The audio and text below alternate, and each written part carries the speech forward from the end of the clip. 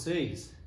Nós estamos aqui mais uma vez para fazer uma recapitulação do conteúdo do continente asiático. Estaremos analisando agora seus fatores naturais, como clima, relevo, vegetação e hidrografia, sabendo que este é considerado o continente dos contrastes. Então vamos lá?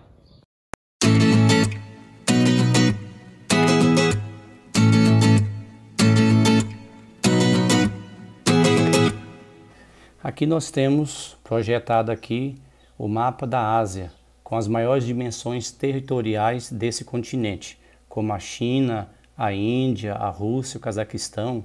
São países com uma dimensão diferente em comparação com os demais. Outro ponto que devemos estar salientando aqui é a questão dos contrastes. O continente asiático ele apresenta os maiores contrastes do globo, como por exemplo as maiores e as menores altitudes, países ricos, países pobres, áreas totalmente inundadas, áreas que não chove. Então, esse continente, outro ponto interessante também é o fator econômico. Os contrastes eles estão sociais, assim como territoriais também. Os fatores naturais encontrados ali no continente asiático, eles são totalmente adversos em comparação, tá, com os outros.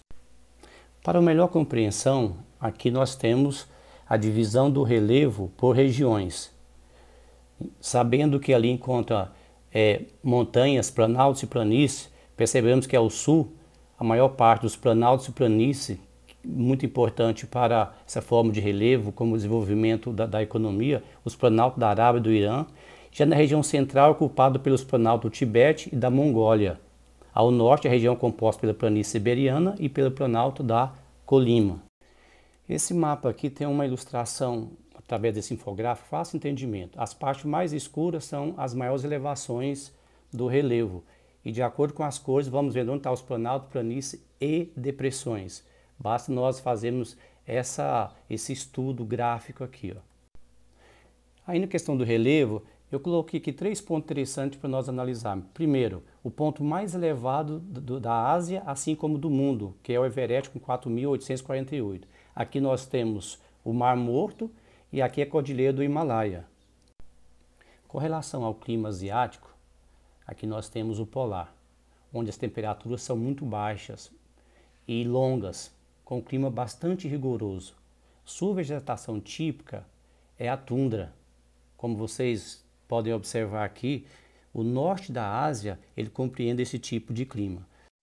Em seguida nós temos o frio e o frio de montanhas, onde a vegetação predominante é arbustiva, como as oliveiras. O clima frio manifesta-se em altas latitudes e abrange áreas canadense e o norte da Europa, principalmente aqui a Sibéria, onde o clima pode chegar a 30, 40 graus negativos.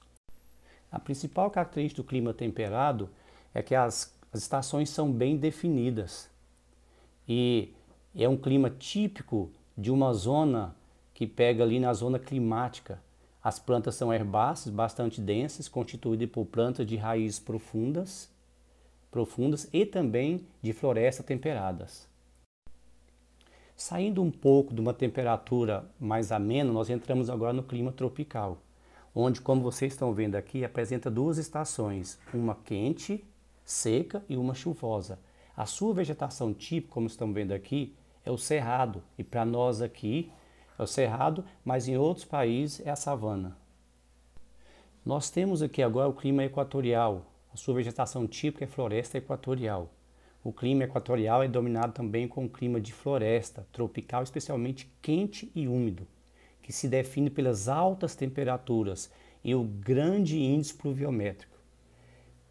Perante isso aí nós temos uma vegetação com árvores grandes, robustas, pelas quais vão se desenvolvendo mediante o fator climático. Já o clima subtropical é caracterizado por ter as 4 estações do ano bem definidas, porque ele está próximo, olhando no mapa, ele está próximo da zona temperada, com chuvas abundantes e bem distribuído ao longo do ano, além de ampla variação nas temperaturas anuais, sendo assim elevada a amplitude térmicas. Já como vocês estão vendo aqui, a vegetação ela tem um tamanho significativo mediante o quê? Os fatores que contribuem para o seu desenvolvimento. Logicamente, próximo ao mar Mediterrâneo, nós temos o clima e a vegetação mediterrânea, onde apresenta uma pluviosidade como a característica principal desse clima e a presença de duas estações do ano bem definidas, um verão quente e seco e inverno com temperaturas mais baixas e maior presença de chuvas. Nesse contexto aqui, ele é um pouco parecido com o clima equatorial, mas sabendo que as suas temperaturas são mais amenas mediante a presença do mar Mediterrâneo.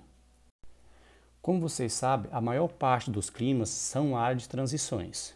Aqui nós temos o clima árido, com dias com uma temperatura elevada e à noite a temperatura cai. A sua vegetação típica é a desértica. Em seguida nós temos o semiárido, que apresenta uma escassez de chuva, irregularidade de chuva e uma vegetação esparsa de baixa estatura com espinhos. Aqui nós temos a hidrografia do continente asiático. Como vocês estão percebendo aqui, dezenas de rios. E de uma certa maneira nós temos rios aqui com a sua origem, uma nascente de minas, chuvas e derretimento de geleiras. E além dos rios nós temos mares e oceanos, como nós já vimos aqui. Entre os rios mais conhecidos nós temos o Ganges, o Eufrates, nós temos o Tigre, nós temos o Rio Jordão, assim como outros também que vocês podem ver aqui na tela. Muito bem, pessoal, isso aqui de uma certa maneira é um resumo dos recursos naturais do continente asiático: clima, relevo, vegetação e hidrografia. Eu espero que isso aqui contribua para que vocês possam estudar para as avaliações de vocês.